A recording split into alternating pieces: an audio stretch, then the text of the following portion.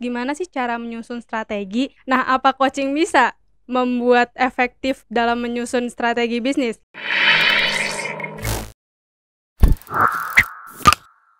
Halo sahabat coaching, balik lagi sama aku Aul di YouTube channel Coaching for Business. Nah, kesempatan kali ini kita akan membahas gimana sih cara menyusun strategi. Nah, apa coaching bisa membuat efektif dalam menyusun strategi bisnis? Langsung aja kita tanya ke Coach Adit. Halo Coach. Halo. Apa kabar nih Coach? Alhamdulillah baik. Oke, langsung aja nih ya Coach ya. Boleh. Oke Coach, jadi aku langsung mau nanya aja nih Coach. Misalkan ada seorang business owner nih, dia mau membangun bisnis. Nah, saat mau menyusun strateginya tuh dia bingung. Karena kayak ibaratnya sebuah puzzle yang harus disusun dulu nih Coach. Nah, Oke. sebenarnya pentingnya strategi bisnis tuh apa sih Coach? Strategi bisnis. Mm-mm. Ya oke, kalau ditanya penting pasti ya. Hmm. Strategi gitu ya. Jadi walaupun dia punya goal, punya target dalam bisnisnya gitu ya. Ya tentunya di mana-mana pasti kalau berbisnis itu punya target ya. Mm-mm. Targetnya bisnis apa? Ya pasti kan dapat profit ya. Keuntungan ya. Iya Gitu. pasti. Ya walaupun sebetulnya keuntungan bukan target yang paling akhir ya. Mm-mm. Target paling akhir adalah dapat duit kan. Nambah duitnya ya di rekening ya. Mm-mm. Nah, profit kan belum tentu nambah duit sih. Gitu kan. Profit kan hanya di atas kertas. Cuman apakah benar-benar di rekening tabungannya nambah itu lain persoalan gitu ya. Mm-mm. Nah, untuk bisa mencapai target itu, taruhlah memang targetnya lebih ke profitnya dulu gitu ya. Mm-mm. Ya kan nggak bisa udah bikin target terus angkat kaki terus berharap aja kan. Mm-mm. Harus ada strategi-strateginya. Mm-mm. Gitu ya, kayak kamu misalnya target kamu adalah supaya misalnya kuliahnya dapat nilai bagus, tentu kan ada strateginya dong, gimana caranya supaya dapat nilai bagus itu ya, sesuai yang diharapkan. Belajarnya kali, apalagi gitu ya, belajarnya yang kayak gimana, dengan siapa gitu kan. Mm-mm. Sama strategi bisnis, bisnis juga begitu. Jadi harus dibuat strategi supaya untuk memastikan agar targetnya tercapai gitu ya, gitu. Jadi fokus kepada apa yang kita kendalikan dalam menyusun strategi tersebut, gitu ya. Bukan justru fokus kepada apa yang tidak kita kendalikan, hal-hal yang bisa kita kendalikan, gitu ya. Jadi strategi bisnis itu penting karena strategi bisnis itu sendiri merupakan fondasi untuk kesuksesan suatu bisnis, gitu ya. Kalau nggak ada strategi, gimana kita bisa bisnisnya sukses? Walaupun targetnya ada, tapi kalau nggak ada suatu rencana untuk bagaimana mencapai target tersebut, ya gak bakal tercapai juga ya. Ongkang-ongkang kaki atau berharap nasib yang menentukan gitu, ya silakan aja gitu ya. Pada akhirnya harus ada suatu strategi, ada usaha gitu ya, agar target itu tercapai. Usaha-usaha ini kalau dipikirkan di depan gitu ya, disusun ya, ditulis gitu ya, kemudian dijalankan dan dimonitor, itu menjadi strategi gitu kan. Nah, jadi penting ya strategi untuk menentukan arah ya, sesuai dengan goal yang mau dicapai tadi gitu ya, dan juga untuk menentukan nanti kebutuhan sumber dayanya yang akan seperti apa, alokasi dan prioritasnya gitu ya. Karena strategi itu kan pasti nggak hanya sekedar dijalankan dan pasti jalan gitu ya. Untuk bisa menjalankan strategi tersebut kan pasti butuh sumber daya. Ya kan, sumber dayanya bisa berupa manusianya, bisa berupa sarana prasarana, dana gitu ya, macam-macam gitu ya, teknologi. Nah, semua itu kan ditentukan oleh strategi yang kayak apa nih mau dijalanin gitu loh, ya kan? Apakah strategi ini lebih membutuhkan prioritasnya adalah sumber dayanya yang berkualitas, atau membutuhkan juga selain berkualitas juga yang kuantitasnya banyak juga gitu ya, atau butuh teknologi yang seperti apa, butuh dana seberapa besar. Nah, ya dengan strateginya sudah disusun dengan baik, tentu nanti bisa menentukan alokasi dan prioritas sumber daya itu. Penting nih. Jadi kalau ditanya strategi itu pentingnya kayak apa gitu ya, penting. Banyak banget sih yang harus bisa diceritakan ya dengan kalau ditanya pentingnya strategi ini gitu. Oke Coach. Nah, kalau misalkan kita mau nyusun strategi bisnisnya nih Coach, sebenarnya bisa nggak sih kalau misalkan dengan coaching gitu? Oh, bisa. Kalau tanya bisa gitu. Nah, caranya gimana tuh Coach? Iya, macam-macam ya, kita lihat dulu nih kebutuhannya ya. Karena kalau misalnya masih ownernya aja ya yang berkuasa, gila yang berkuasa di situ, yang menjadi penentu ya, yang di sendiri single owner gitu ya. tentu kita bisa mengcoaching dia dari ya bisa dikatakan namanya eksekutif coaching gitu ya, atau apapun istilahnya yang fokus bagaimana untuk menyusun strategi itu. Tapi bisa juga coaching ini dilakukan secara tim coaching. Khususnya adalah kalau misalnya owner-ownernya ada banyak ya, lebih dari satu ya, atau sudah ada tim atau board directornya ya, karena yang memikirkan strategi itu tentunya adalah dari yang paling topnya di atas ya, pemimpin yang paling atas. Mungkin dia punya tim lagi yang di bawahnya yang level satunya gitu ya, gitu. Jadi mereka semua perlu di coaching berbarengan dalam bentuk tim coaching gitu ya. Jadi tergantung kebutuhannya juga ya. Kalau cuma masih satu ya business owner aja ya udah individual coaching ya, eksekutif coaching secara individual. Tapi kalau misalnya memang sudah ada timnya, satu grup gitu ya, ada istilahnya direktur utamanya atau pemilik utamanya, kemudian ada manajer-manajer yang strategik yang mendukung dia gitu ya, dari layer keduanya, ya mungkin bisa dalam bentuk tim coaching. Ya eksekutif coaching juga sih gitu. Jadi bisa. Terus teknik-teknik yang digunakan apa dalam coaching? Ya selalu tekniknya adalah 8 kompetensi itu dari ACF ya, teknik yang digunakan gitu ya. Tools sejenis yang ada di luar sana itu sebagai apa ya, alat bantu gitu ya. Misal toolsnya SWOT analisis gitu ya kan, apalagi gitu ya yang untuk strategik gitu ya. Banyak sih tools bisnis ya yang bisa dipakai gitu ya, silakan gitu. Cuman itu adalah sebagai tools pendukung ya, tapi kekuatan utamanya adalah dari si coachnya itu sendiri.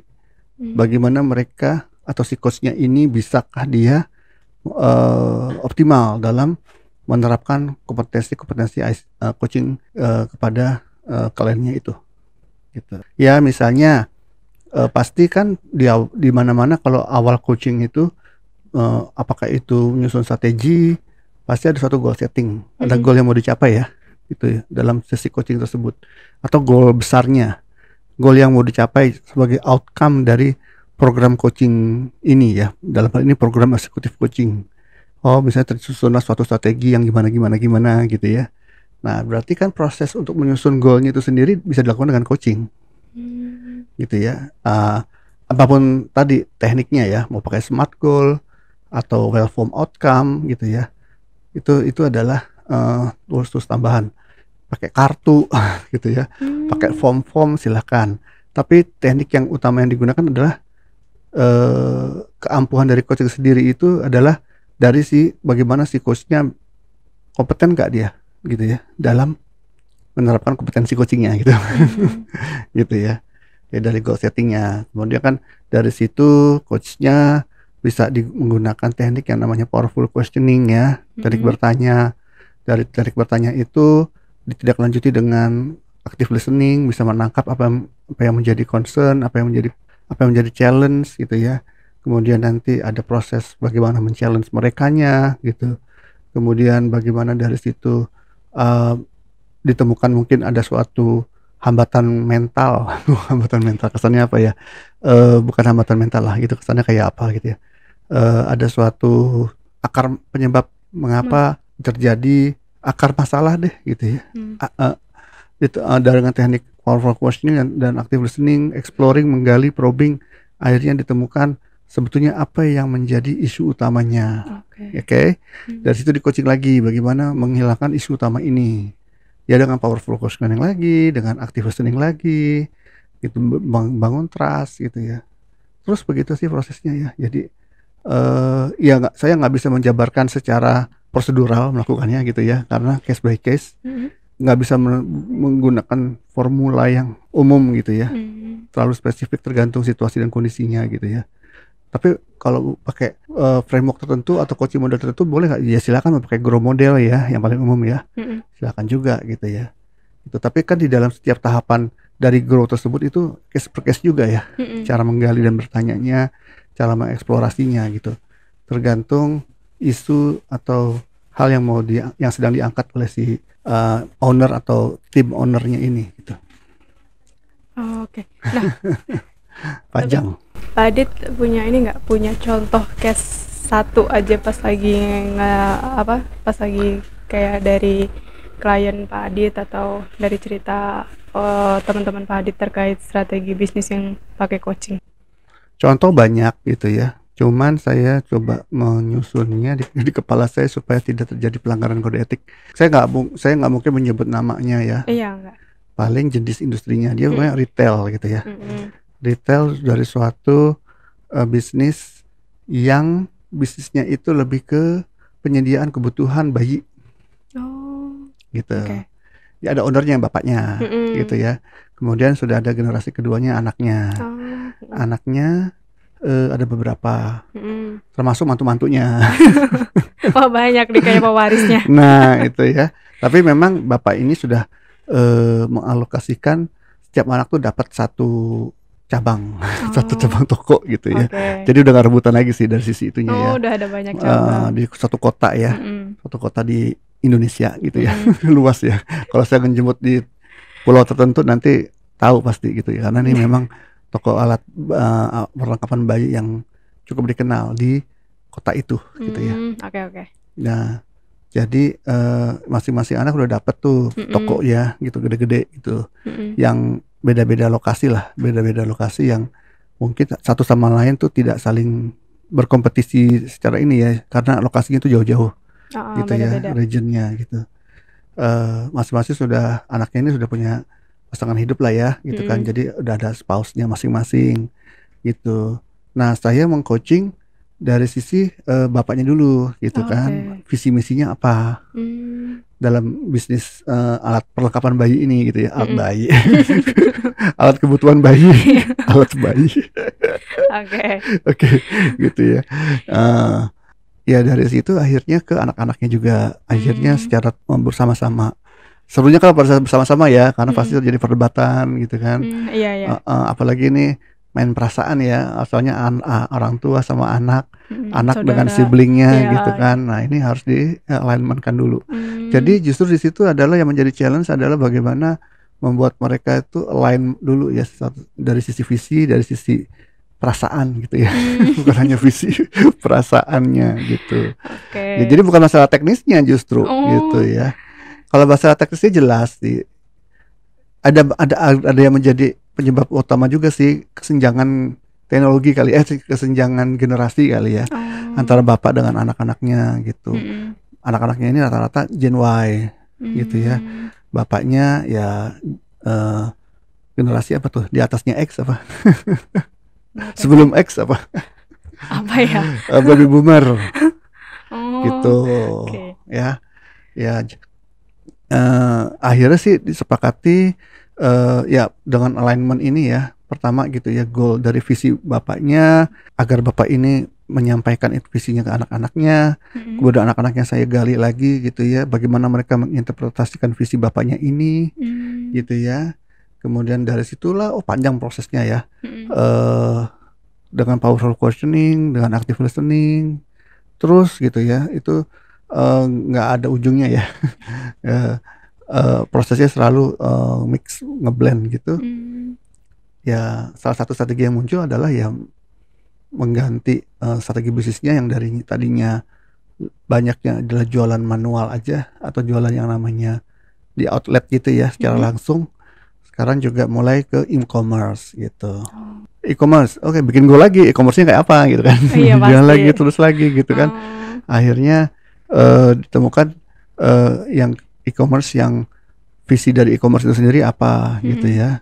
Jadi bukannya ternyata mereka betul-betul 100% mengubah dari yang modelnya langsung gitu ke e-commerce, tapi hybrid gitu bisa gitu ya. Akhirnya strategi bisnis ini ya cuman satu sih utamanya ya gitu, ke e-commerce ini, tapi di breakdown perintil-perintilnya tuh menjadi sub-sub strategi yang lebih banyak lagi gitu. Wah kalau diceritakan itu bisa seharian nih, bisa jadi satu tesis sendiri. Tesis gak tuh? Ya. Tapi tadi balik lagi ya, ternyata coaching itu memang dinamikanya adalah antara isu-isu teknikal dengan yang non teknisnya itu saling mempengaruhi ya. Menjadi hal utama justru yang perlu diadres adalah isu-isu non teknisnya. Ya kan, tentang komunikasi dengan satu sama lainnya, kemudian tentang perbedaan visi, Mm-mm. kemudian juga main perasaannya gitu. Di Oh, situlah jadinya saya malah di situ jadi kayak penengah ya, atau jadi kayak orang tua gitu ya. Padahal klien saya baby boomer gitu ya, harusnya dia yang jadi orang tua saya. Ya serulah gitu. oh. Dan itu nggak bisa langsung sekali selesai ya gitu. Beberapa sesi gitu, Oh, bertahap. bertahap Oke. gitu ya. Karena tadi ya bagaimana agar bisa mendapatkan suatu intisari dari segala banyak kemauan gitu ya. Tanpa jangan sampai ada orang di situ yang kemauannya itu diabaikan gitu. Jadi banyak kebutuhan yang emang diabaikan gitu. Ya jangan sampai salah Oh. satu dari anaknya atau menantunya merasa diabaikan ide-idenya gitu kan. Oke. Ya gitu. Prosesnya memang sangat dinamis sekali ya gitu. Seringkali juga saya menggunakan mentranslate tools bisnis ke dalam bentuk coaching gitu loh. Misalnya dalam SWOT analisis kan menggali strength, ya kan menggali weakness dengan teknik-teknik bertanya aja gitu ya.